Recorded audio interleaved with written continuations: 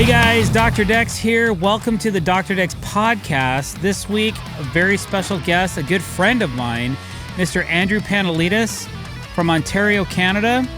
He is with a company called Regal Ideas. He is the executive vice president, and he's here today, vendor rep, but a product that I use exclusively in a lot of my builds. Andrew, thank you so much for being on our podcast. It's a big pleasure, and as always, you know, you're family to us. So, thank you for the invite. Yeah, man.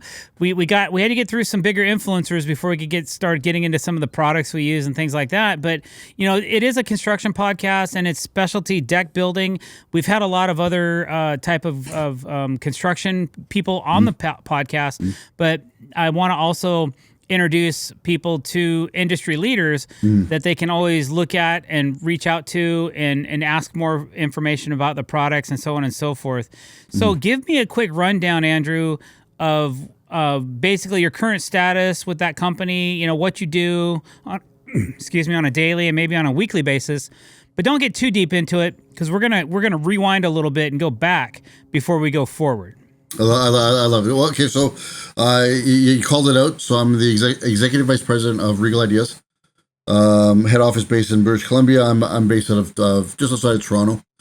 What I do day to day, anything from marketing, sales initiatives, operations, you name it, the whole scope of the company. You know, working with our great ambassadors, etc. You know, and it's a family owned company, privately held company. We just celebrated our 40th year last year, and you know, I've known Norm, the owner of the company, for I'd say about 30 years now. So he's kind of like family. It's a long time. Yeah, it's a long time. Yeah. And the company, it started in Canada, but you guys have a presence in Canada and the United States. But you know, are you guys global? We're not global yet, but you can say we're North America wide. We have two facilities in one in Seattle, one in Charlotte, U.S., and then Milton, Toronto, and British Columbia. Those are two. So we are coast to coast, North America wide. Cool. Global, so I've been to three of the four. No, we gotta make the last one. Did we? When I came to Ontario, we didn't go to headquarters there, did we? No, we actually skipped by that. We were going to, but we just, the time didn't work out. We ran out of time or something. Yeah. So, okay, cool, man. All right, Andrew. So this podcast is about you. Wow. So let's talk about you a little bit. And I always say to people, like, you know, let's talk about your childhood. What it was like growing up, that kind of thing. That's where I like to start. So a lot of people talk about it, some don't, but is there anything that you want to chat about? You know, where'd you grow up, or have you always grown up locally in the area, or what? Yeah. So, you know, I grew up, you know, southwestern Ontario is where my parents migrated from. You know, they're from, you know, Greek, from Cyprus, you know, coming in Canada, loved Canada. So we migrated into, southwestern Ontario. They seem to have loved the snow, because we get a lot of it. So came here when I was like 2 years old, and, it just seems where I've always, you know, come back to, whether I have jobs in Toronto, whether everywhere else. Seems southwestern Ontario is where it comes back to. So your parents immigrated from Greece? From Cyprus, yeah. From Cyprus. From Cyprus, wow. Yeah. And you were 2 years old, so they brought you, they plucked you up and said, "Hey, we're going to." And why Canada? You know what? We had relatives here, and you know, my parents just wanted they thought, you know, Canada was the you know, bigger opportunities, right? But they had a great life in Cyprus. You know, they had a great life there, but it had to do a lot with the war. You know, the whole Turkish invasion, all that stuff. That's long story there, but yeah, I had to do some of that, and they fled and they came to Canada. We had relatives, and seemed to be that's the place What's to the be. native language? What's your native language in Greece? It's Greek. It's Greek. Yeah. Okay. Yeah. What do you think it was? Well, you know, I had to ask. I mean, I know that sounds like a stupid question, but I don't want to be that jerk that says, "Hey, so you just spoke." So, do you speak any Greek? Yeah, I do. I speak a lot of I speak Greek to my mom. Do you really? Yeah. Okay, so that's something I didn't even know about you, man. This is what I love about this yeah. this doing this is I get to find out stuff about people I had no idea. So you can sit there. Can you like fully talk to somebody in Greek and they wouldn't even know what you're saying? Like you could just sit there and just say all kinds of crazy stuff to them and they wouldn't even realize, right? You know, it's interesting. It's kind of, I'm noticing more and more the opposite. People who aren't Greek who picked up a few words and tried talking Greek. So it's a pretty humorous, broken conversation, but it's my kids, same thing with my kids. They learned Greek through my mom, and she's teaching them. So they know Greek, they know Portuguese. Yeah, it's interesting. They know Portuguese as well, Portuguese as well. And how about you? Do you know Portuguese? I can get by some words, but really not very fluent. That's a difficult language to learn. My son knows firsthand. Brazilian Portuguese or Portuguese? Oh, there you go. I don't know. I didn't know there was two different kinds. Dialects. Well, I guess there's Spain Spanish and Mexico Spanish, right? Yeah, that's true. Very true. And Southwestern Ontario seemed to be the hub, and everything seemed to be around here. All the head offices when it came to later on in my career happened to be Toronto. The hub. Pretty big city. It's like the biggest city in Canada, correct? Pretty much. Yep. Pretty much. Yeah, I mean, most of our guests from Canada have been in your region. Correct. Yeah. Seems where everything has grown from. I don't know. I'm not going to say it's the center of the world, like some people say. Right. But it's it's quite the hub. But yeah, I grew up here, and my dad used to be in like radio when he came from Cyprus, and ended up being in real estate when he came here. So a lot more opportunity, I think, in Canada than there was, back home. Yeah. And it's funny because the whole community is, the more I learned about other Greek people, they came from the same areas and they had the same backstory, and they had so when we moved here, ended up having an apartment building where all the Greeks seemed to have migrated to when they first came here. So it was kind of like you were with the people that you knew, and my parents were the people they knew, but from back home. So it seemed like the big migration happened all at once, right? So all your traditions, like Sunday dinners or whatever it is, you had it in that one apartment building. Everybody was like on the same page, kind of same page, and then it was good times when I was a kid. Like it was just so like you grew up in that apartment building. You went to elementary school. Grew up really humble. Parents didn't have a lot. Grew up in a 2-bedroom apartment. Where I went to grade school from grade 1 to 6, living in that area. Still drive by it now. Show my kids, hey, this is where it began, man. Yep. It's always good to do that. Yep. See that sign? I painted that sign. The sign's still there. So, do you have any brothers or sisters? You got a sister. She's a little bit younger. Lives in the same area. Yeah. Okay. So that's good. Was she born in the States? Here. No, here in Canada. Yeah. Or I mean in Canada? Yeah. Okay. Sorry. Here in Canada.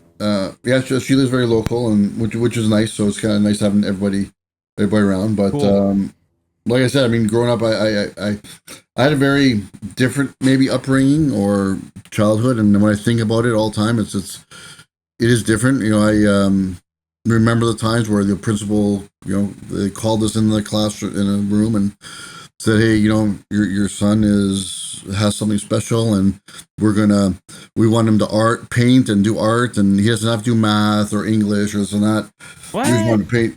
So going through grade school was wild and I felt left out because I'm watching all my classmates learn how to, like, they're reading books, they're doing essays, and I wanted to do essays, but I was like forced to paint and draw and do art and not forced, but it was kind of like one of these proteges where like, hey, you got something. So did that through my whole grade school. No kidding. Obviously, I took art, math and English stuff, right? But sure. But majority of the stuff, like no book reports, no this, no that. It was basically wanting to continue painting, paint, and man, went into high school. It's like you grew up in Russia or something, like where they forced you to pick a career. It was wild. It was everything, and we couldn't understand it. But it was like so for Christmas I was getting like Crayola, sorry, and I was getting toys. I'm getting like Crayola, but went into high school, same thing. It was like art majors. It was hey, continue with your path, continue what you're doing. And there was like all these development people that wanted me to pursue like paintings and this and that. So, and then I think I was like, maybe I wasn't quite 18, maybe 16 or 17. Had my first art exhibit at the full out art exhibit, right at the local art center, and just kept going, and my art Did you developed. sell anything? Sorry, I sold a lot actually, a lot of commission pieces, but my commission, but pieces ended up being my style of art really grew and developed into this very surrealistic type thing where a little controversial, so a little bit, I was painting through the whole LA riots. Remember when the LA riots were on? All that stuff. So I was painting through that and a series of that, but in a surreal way. And I'll tell you, like it was. I had no conflict with anybody through high school, but it came to a point where I didn't realize how affecting my portrayals of art were, that students and parents were like, "You take this down. You can't have this on the walls." And it was like it wasn't like anything bad. It was just portraying reality through different viewpoints, right? And so it was like art was my major. I majored in art at a very young age, and that got me through. I was actually tattooing with Sharpies. Were you really? When I was like in grade 6, I remember that guys on the block, tattoo me up, right? So I was taking Sharpies and drafting up tattoos. It's crazy. It was fun times. That's very interesting. That's very interesting to me. So, okay, so you're sharpening up your buddies in 6th grade. You get through junior high. Your junior high, were you into sports at all? Or I guess you were into art, right? I was into art. I was into music. And I gotta remember, this is before computers. This is before like CDs. This is when CDs were just coming on the scene. I think I was getting into high school when CDs were just coming on. But I was into major music. I was into music production. I was DJing at a young age. I was doing whatever I could. I was in so I was in art, but my other part of my family was either in flooring or they were in the clothing business. So I had the opportunity to work with my cousins in their clothing business, stockroom boy, but I was, working for clothing, right? Like I was, rocking $300 jeans when I was like 16. So I was, we brought Diesel to Canada. What else was That's a big brand. Replay, Edwin. I was doing stuff before like YouTube. So that makes sense to me because we've spent some time together walking through some luxury hotels, and you've always had an eye for high fashion. Yeah. you said, "Hey, let's just walk in this store." I'm like, "Sure. You want to go in? Yeah, well, let's go in." And and there's certain things you would look at and you appreciate, and not necessarily you want to purchase, but you want to just look at it and see it, kind of see how it's constructed. You like the lines of it, so that totally makes sense to me now. Why that's the way you are and why you like what you like. I grew up in that world. Right? I grew up. I wouldn't have known that unless we had this conversation today. Yeah. And I don't know. That's what I don't understand is how some of this can come out. I never knew that. Yeah, not gonna wait. How could I not know that about you? Yeah, all these years, right? All these years, All these years. Like I've known you for over 10 years now, right? It's the locked closet, right? Yeah, well, we appreciate you sharing because that's what makes this great is people get a few nuggets about you as well, and then the next time they might see you at a trade show or at an event or something like that. Because the construction world, it's big, but it's also kind of small. It's different. At least with the digital creation part of it, and anybody that's on the internet with it, So Correct. we kind of know each other, and we follow these circles around. So, okay, you're doing your thing. You're in fashion. Are you still doing your art while you're in the fashion world, or in the fashion world? I met a lot of people. I mean, I was there when Indian Motorcycle was being founded. Right, the whole brand, the fashion brand, not the bikes. The fashion brand. I saw the rise of it, and I unfortunately saw the collapse of the fashion brand. Firsthand, and it was a sad demise. But I was there when Diesel was just hitting the scene, when Replay, Edwin. I did my first Edwin, video part of a fashion show. I remember that, and it was before YouTube, before any of these things were going on. I was creating my own slideshows to create animation. It was crazy, right? What I was doing, but it was that's the world I grew in, right? We didn't have much growing up, so I would study it, right? So when I got the first Photoshop, my very first thing was it was Aldus. It wasn't Photoshop. It was the Aldus Paint Premiere, or something, whatever it was called, before Photoshop came on the scene. And when Photoshop came on the scene, I'm like, I'm going to study this. I can know it. And I started Photoshop 3 my whole career, my whole life. Studied that book, mastered it, aced it. And I was doing stuff like, people were like, how you doing that? How you doing that?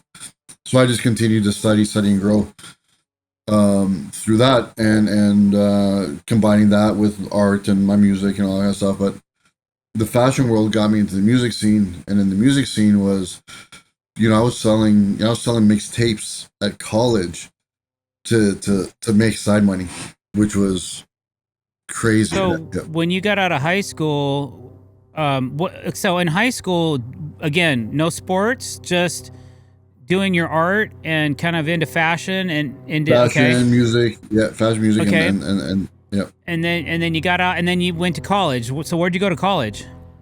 So college, I went to a local college called Conestoga. So here's the thing. So I came out of high school, and this is before cell phones. I was at home, so the phone would ring at my parents' house, and we didn't know who was calling, right? So there were schools calling and saying, "Hey, we want Andrew to come into our media marketing, arts class," right? So I was getting accepted to art schools that I didn't even apply to. Hey, you want to apply to the school? So I was getting calls. So you got to remember, European parents, art, you got to make money, right? You got to go to school, get married, blah blah, make money. Art wasn't on the list to make money. You can't make money doing art. What are you gonna do? Draw cartoons? So it's kind of like, okay, what do I do? So did what I know what to do. Work with your hands. Okay, I'm going to go in construction engineering. I'm going to build houses. I'm going to do drafting, and so went through that course. Went through the drafting course and construction engineering and blueprints and all this stuff. But I kept falling back to art. Like all my pieces were designing stuff, in group settings. That was what you see now is what I was designing back then. And teachers were like, you can't do that. That's impossible. Buildings can't be shaped like that. But yet they kept my stuff to show other grades after they come up, right? So I was doing stuff and creating things, but I was creating things like the artistic way. People were just doing square boxes and bricks and this and that. I was doing like perspectives and layers and like, it was just like I was going all in, right? On the art side. Cool. and blowing away. So went to school there and but again, still doing the whole music thing, and then also working for my my uncle's flooring shop and working at the clothing place. So I had a couple things going on, and went there, and my life changed when I got a phone call at my parents' house. The changing point for me, pivot point, was when I was got a call from the Home Depot, and we kept hanging up. Like, Andrew's not here. We didn't buy anything. Kept hanging up. Finally, the guy goes, "Hey, hold on. We just want to, we want to give him a job, right?" So it was a headhunter, Home Depot, wanted to hire me because I was out there quoting jobs from my uncle's shop, which conflicted with the first 6 stores they were opening. Why are we losing these jobs? Why are we losing this flooring sales? What is this guy doing better than we're doing? So why don't we hire this guy to help us with our development of after the first 6 stores? So Home Depot was bought Aikenheads, and then they became Home Depot. One of the 6 stores happened to be in my backyard. So I had the chance. So I went in there thinking, okay, I'm sure I could use something bigger, right? So went in there, and they were like offering me, again, this is my first real career. They were offering me like, we want you to work at head office. We're going to give you this. We'll pay for your schooling. It was unbelievable. We'll give you stock shares. What are stock shares? Right? Yeah. A lot of money was made back then with the stock shares. So got to know Annette Verschuren, the president of Home Depot back in the day. Made again some great inroads. Took on the training and development job at their Toronto office. Opened up training center in Brantford. So I was just doing training development. But the key to change in me was I got to meet and understand and work with Arthur Blank. And Arthur Blank, one of the founders of Home Depot, really changed the way that I thought and I could see things and I went after things. It's unbelievable spending a week with their corporate office, what it does to you. It's like Tony Robbins times 100 or 1,000. Wow. Totally next level. And there's certain individuals in life that are very intense. Yeah, very, very intense. And they had these trainers that were, so they were on the top floor, and underneath the bottom floor, underneath them was these personal trainers, motivators. They motivate them and their team every single day. So I had a chance to experience that. And it was the best thing I've ever done. And then I said to myself, you know what? Forget engineering. I want to be in this home. I want to be in retail. I want to be a buyer. I want to be a merchant. And they trained me. They paid for schooling. They trained me. They taught me how to be the best I can be in these different areas. And that's where I got most of what you see today, right? Was from them. So how old were you at this point in your career? Oof. 20s maybe. Mid-20s? Yeah. About 20s. Okay. Yeah. When all this, I think, about 20s when all this happened. Yeah. 2021. Yeah. It was right before I got married is when all this happened. Yeah. Mm-hmm. So how long were you at Home Depot for? Probably eight or so years. I left when Nardelli came on, when the founder stepped down.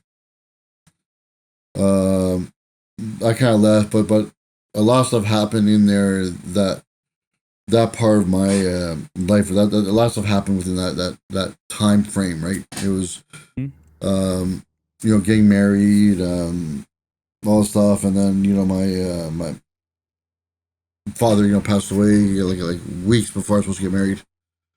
And that stopped everything for me. That I stopped doing art. I stopped the music. I mean, I've got like, I think I'm up to like over 8,000 records right now, LPs, and I stopped collecting. I stopped playing. I've never played another record ever since my dad passed away. Because that was his thing, right? And it was just very hard to get past that. And that was very sudden. No one knew he was sick.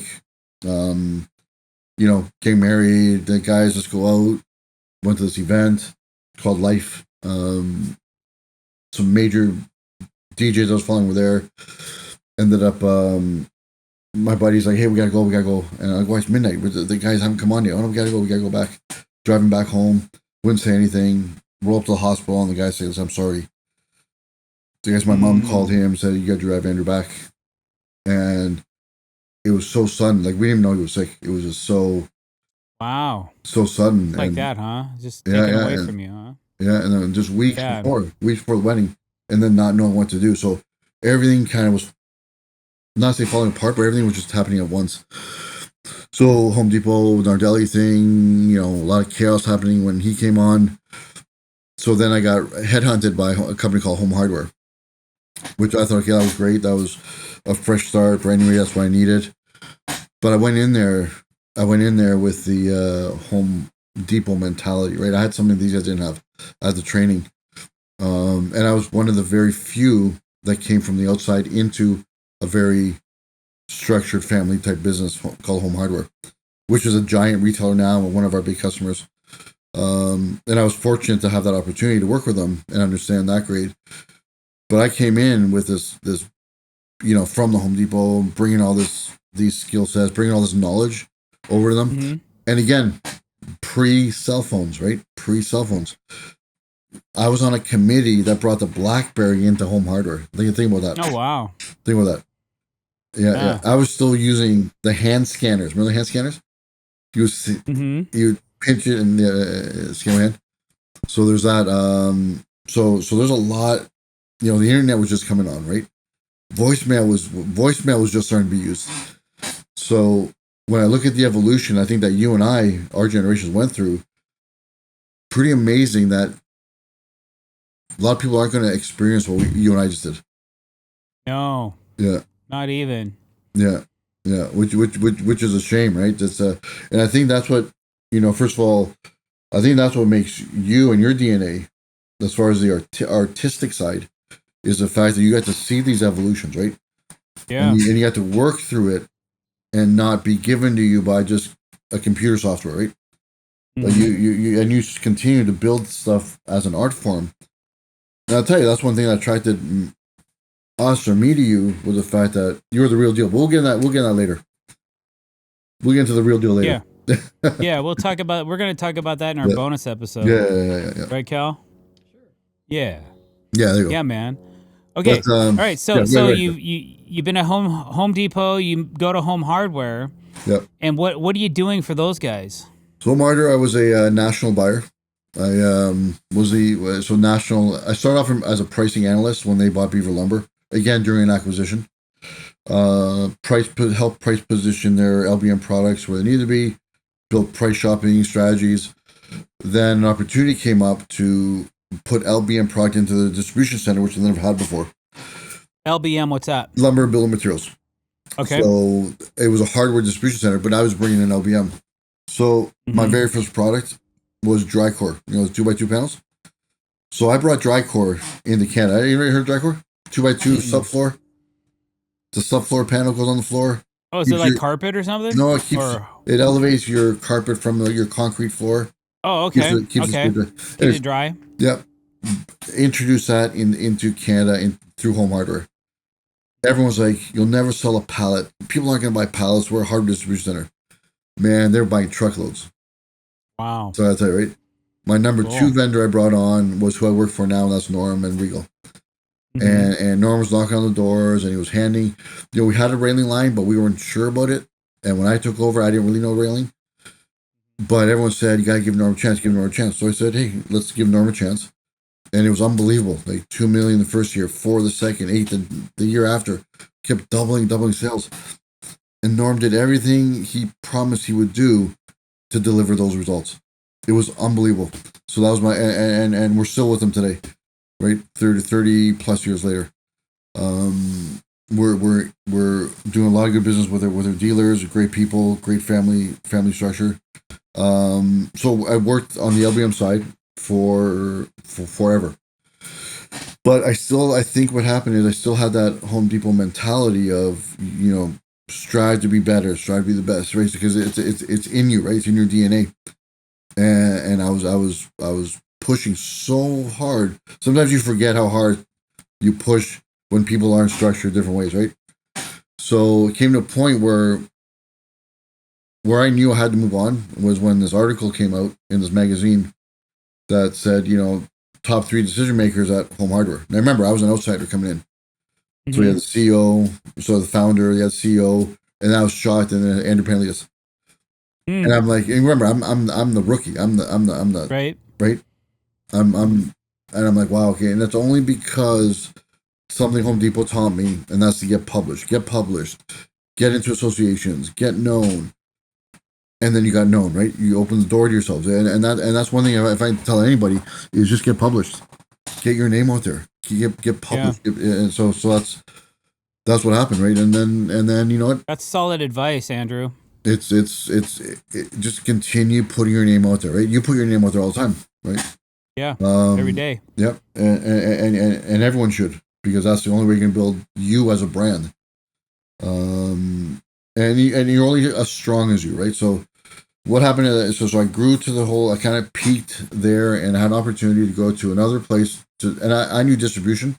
So I went from Home Hardware to a company called Shallow4 Oracle. Shallow4, and then it was the same thing, but it was owned by Timbermart. So I did the same thing that I did with Home Hardware, but for another brand called Timbermart. I seem to have this attraction to startups, or starting from the ground up and then growing things. So we did the same thing with Shallow4 to the point where we sold it to Oracle.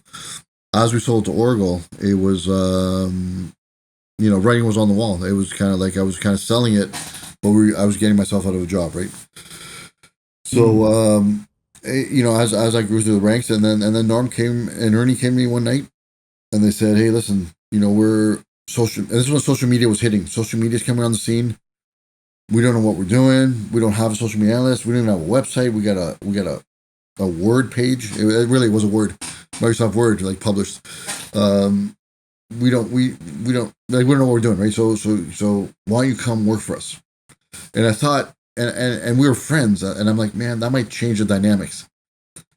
So I was really, really hesitating to join the company because I didn't want to change the friendship. But to be honest with you, that was the best thing I ever did, was because the friendship became stronger, right? And the bond became stronger, and we just connected because, again, I'm not a startup, but that's what happened in the social scene. We started to develop, right? And I learned, right? I learned with my learnings with Paula France, and then opened the door to open my eyes to be like, okay, if I was Home Depot, what was I going to do? If I was like Arthur Blank, what do we do? Then that's when we met, Mr. Jason Russell, right? Just nonchalantly at a trade show. I remember that's when we about to launch Crystal Rail, and you were sitting on the stairs there talking to Paul, and I go to that was the International Builder Show, man. And then the next Deck Expo, I took a suitcase full of shirts. And I found an empty booth.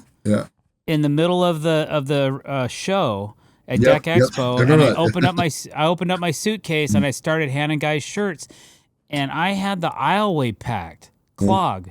People couldn't walk through, and that's, I think, when you found me and you're like, we need to get with this guy. Oh, but here's this guy again. There's a guy with the black hat. Who's the guy, right? The skull cap. The skull cap, and I'm like, who's this guy? So that's when I saw you again, and I'm like, okay, we got to talk. And at that point in time is when I started doing stuff on TV, which was a real fluke because there was an emergency in Toronto that I happened to be able to supply. And that happened to be the Property Brothers. They needed a fast supply, and I'm like, "Hey, I'll load it up my SUV, and I'll drive it right to you guys." And I did that. I ended up installing it on set, being on TV, and they're like, "What is the system? You did it in like an hour and a half." I said, "Yeah, that's Regal Railing. Hey, we use more of you," and that's how it happened. That's how the first TV thing ever happened. But then it blew up further after that. But that's how the first TV thing ever happened. That's how we met you. And I'm thinking to myself, after we did the Builder Show and then Deck Expo, I'm thinking, how do we get more of this TV stuff, but also use people that we like and we know? And then you had such a good vibe, and everybody was attracted to you. Like, man, this guy's got something, right? And I had Jim Topless. I had him do some recon. Hey, Jim, go find out more about this guy. And that was it. History was made right at that show, right? Yeah. I think we. Well, then after that, after Deck Expo, then the next following Builder Show, that's when we signed contract. Yeah, signed the official contract, and history was made. History. History was made, and you became, we became really, really good friends, and you continue to inspire me, and you inspire a lot of people. I mean, I was at an event last night where a lot of people were like, "Hey, I want to be like Dr. Dex. I want to build like that. I want to do what he does," right? And all I can say is that, I just like you saw the industry grow. You saw the industry take paths, right? A lot of this stuff didn't exist even when I was doing stuff with, I won't name names, right? With other people. Wasn't happening. Right. But I will tell you, and I'm not bragging or anything, but when the chemistry hit, it was game over. When that chemistry happened, it was just, you were on fire, we were on fire. It was just a collaboration after collaboration, and a lot of people were watching, what was happening in the background. And I give you a lot of credit to what I see today in the industry. Hats off to you because that's where it started. I'm telling you, it started at Deck Expo many years ago. Yeah. When you were there swinging, slinging T-shirts. Yep. Right. Yep. I spent $1,000 on T-shirts. They're nice T-shirts. And I brought them all, man. And I came home with an empty suitcase. And I was like, well, honey, hope that investment went well. And people were sending me photographs from the Bahamas. They're in their sport fits. They're in the gym working out with the sport fits on, man.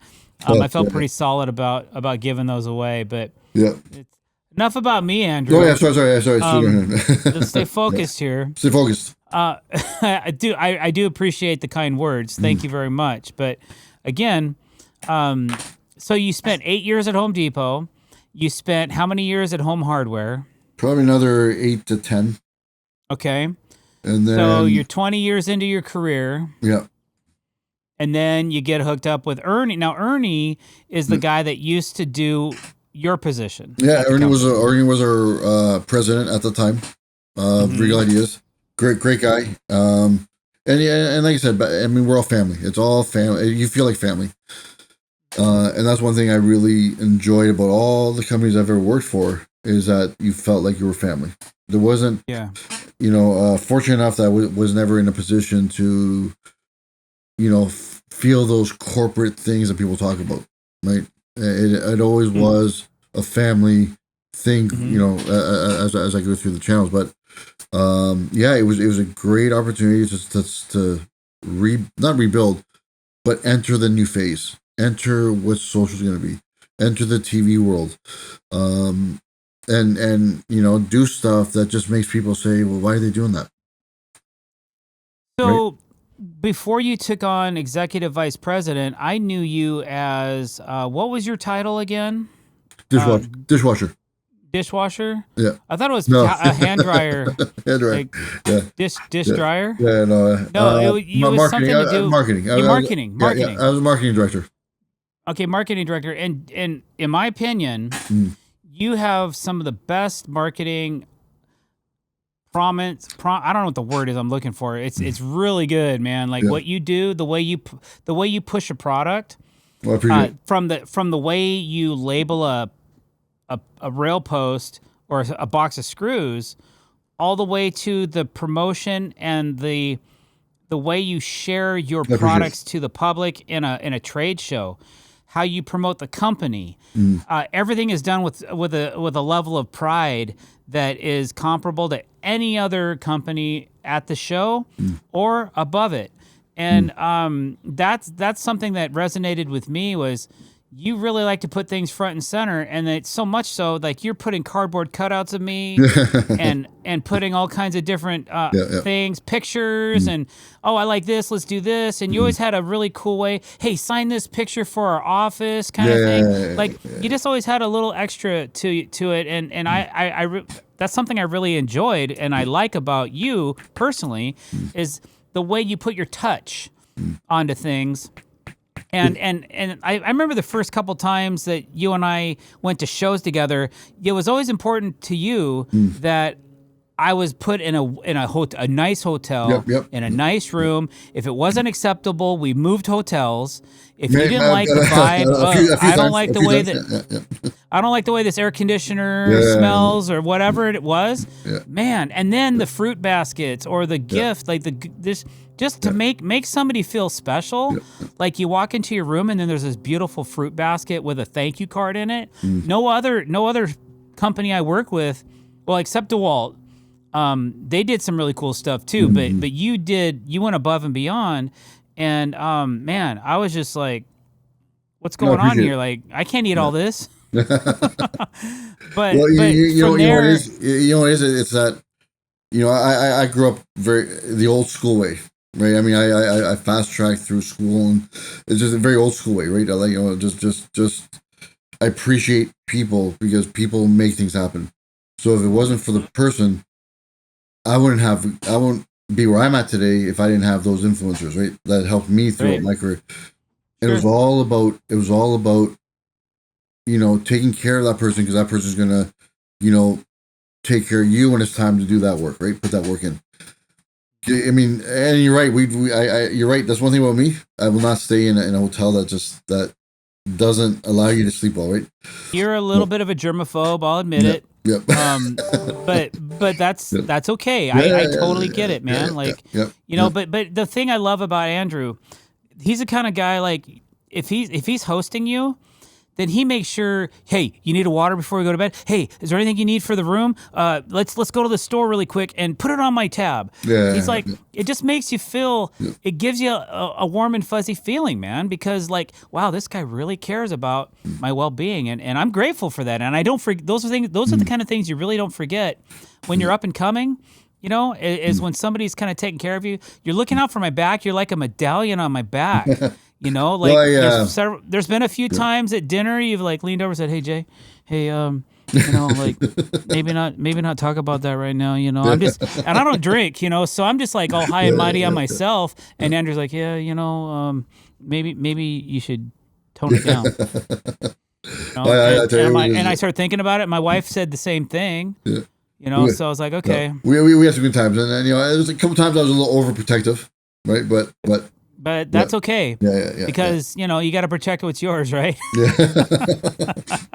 But no, you know what? We make good memories, and you know, and I miss those times because as I evolved, as I grew within the company, you know, a lot, you know, I realized that a lot that time needs to come back. Like we need to do what we used to do before, because that's the chemistry. That's what works. So you see a lot of that. But like I said, when we do shows together, it's a blast, right? We have such a good time, right? Such a time. I think it is, and that, I love it because you know, we get people that come into the booth and, you know, just hanging out, being with the team, and really just being able to answer some questions for people. It's not talking necessarily about railing. It's just talking about, that last project. Like, it's not the individual component. It's all the assembly of when it's done. Correct. And the finished work and what it looks like when it's all put together. And that's what people want to talk about is, man, that build you did.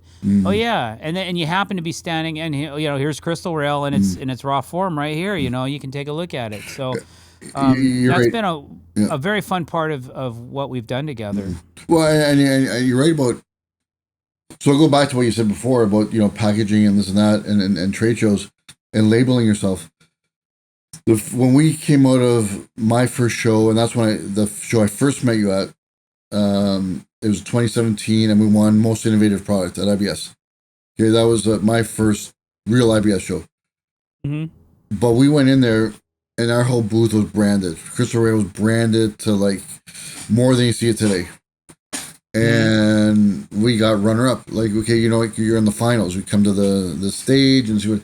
But I was with billion-dollar companies up against, right? Like big, like, you know, Ream and Moen, all these big companies, and everyone's like, "Oh, you go. We don't have a chance at this. You go and see what happens, right? Who wins?" So I was by myself, sitting there. My whole team was back there, and I was proud to walk back, saying, look what we just won, right?" Wow. And it came down to because we were branded in the booth. Everyone was speaking the same language. When those secret judges came by and told me about this product, we nailed it.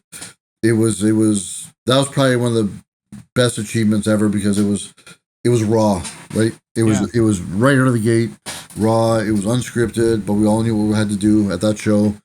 And we nailed it. And ever since then, it's been awesome. I mean, working with you and pushing the envelope when it comes to stuff. But marketing, I love doing that.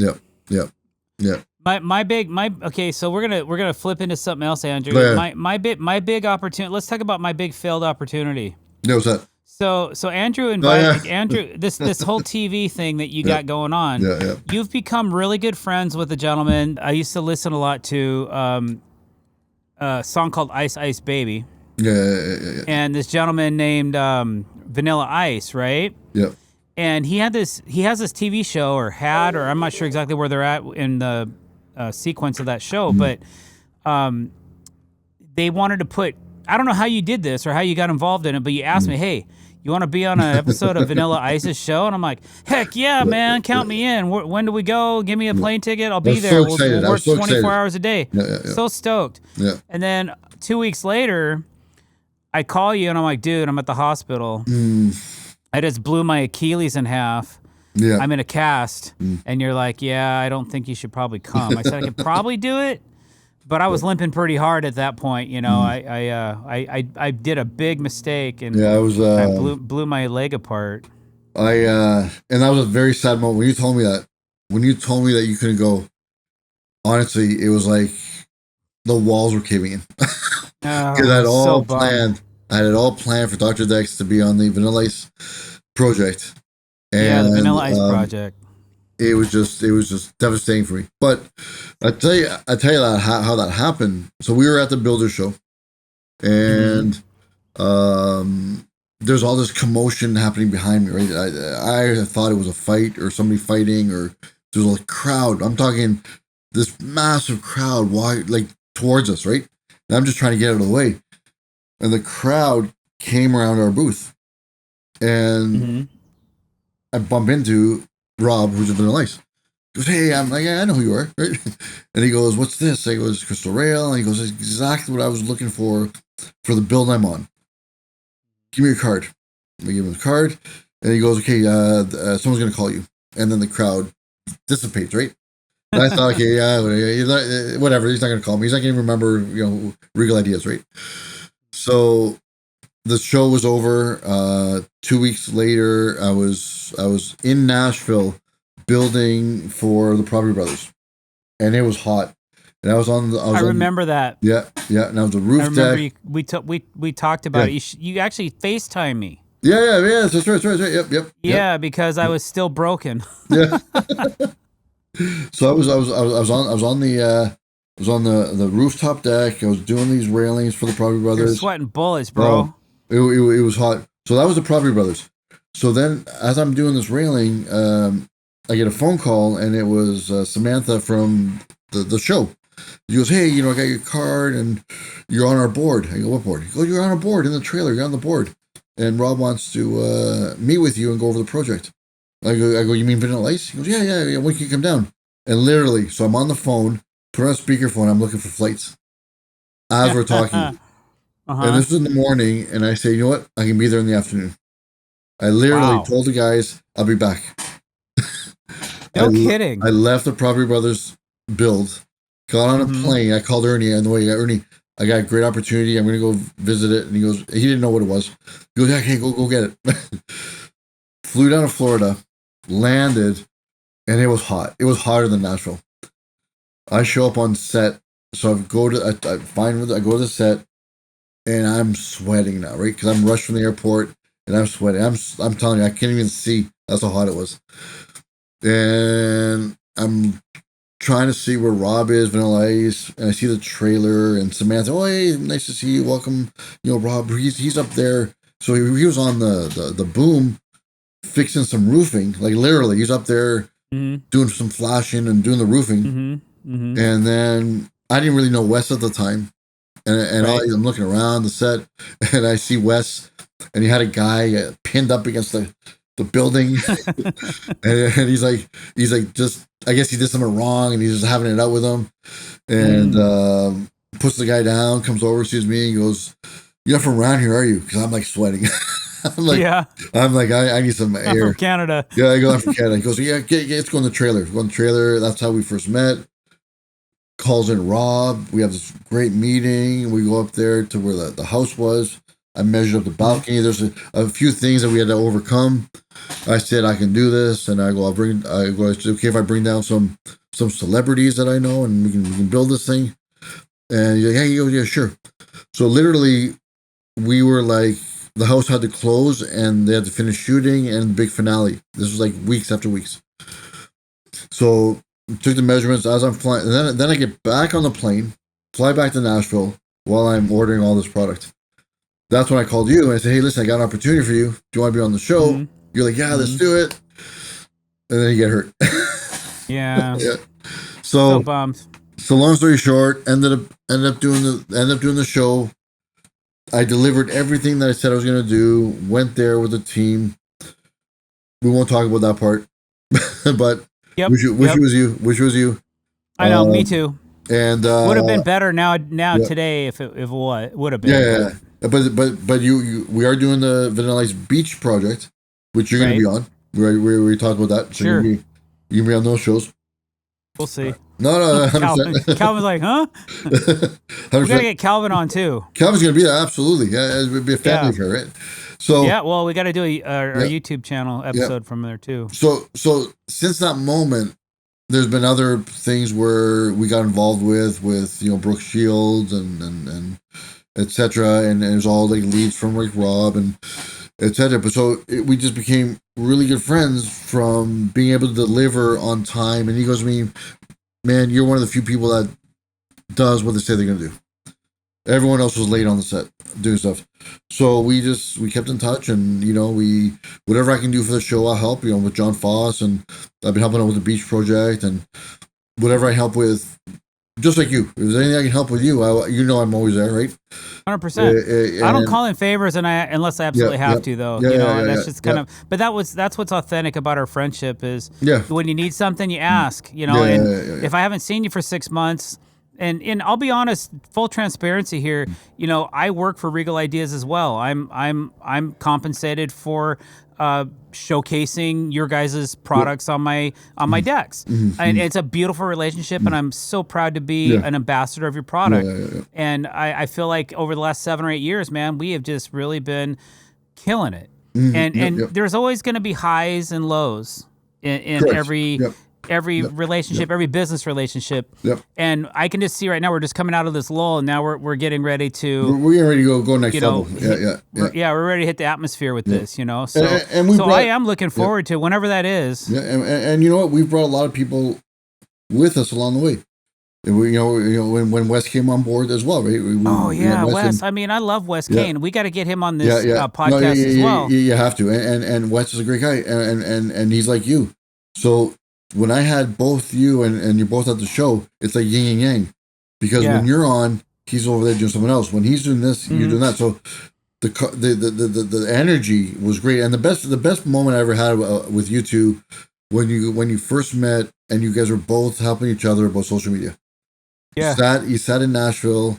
Was it Nashville? I think it was Nashville, or Kentucky, and you guys were just talking about helping each other's channel and what happened. And then we came out of that event, and I'm telling you, his brand went up. You started doing your thing. It was great synergy, and that's one thing. Collaborations are cool, man. And I respect that, because everybody along the way, whether it's Wood Bully or Kevin, this and that, we've always collaborated together. All of us, and good things come out of it, right? So it's just the community that was built around what was started is incredible. You can't really put words, and you can't really measure it. It's just you don't talk about it. It's just there, right? Yeah. That is one thing that's hard to measure, is your digital imprint that you have on any particular brand or any particular company or any particular product. But when you hear it from the actual director of marketing, and hence you, and you say, well, you have really helped us build our brand in the United States or wherever, where we've been looking for market share over the last several years, then that really validates and justifies. We're working on ways to track that now so we can actually prove it to our clients and brands. But it is an awesome thing to hear straight from the horse's mouth, Well, I give you, and you're right about that. A good example was in Vancouver. We're filming a show in Vancouver, and in Vancouver, it's a very tough market for any railing company, because there's a lot of mom and pop shops, a lot of backdoor people. So when I was looking for the installer, I was looking for the credible person, and I said, Jason, I gotta find someone in Vancouver that's first of all good on camera, knows what they're doing, all that kind of stuff. You said, "Oh, hey, let me put this thing out." We got a whole bunch of people, but out of that pool, man, I probably found one of the most talented people in our backyard in Vancouver that I would never have known if it wasn't for you and your network, right? Nice. Yeah. So and that's awesome. He's doing great right now. Nathan is doing awesome for us. That's wonderful. Yeah. I'm so glad to hear that, and that we can participate and help that way.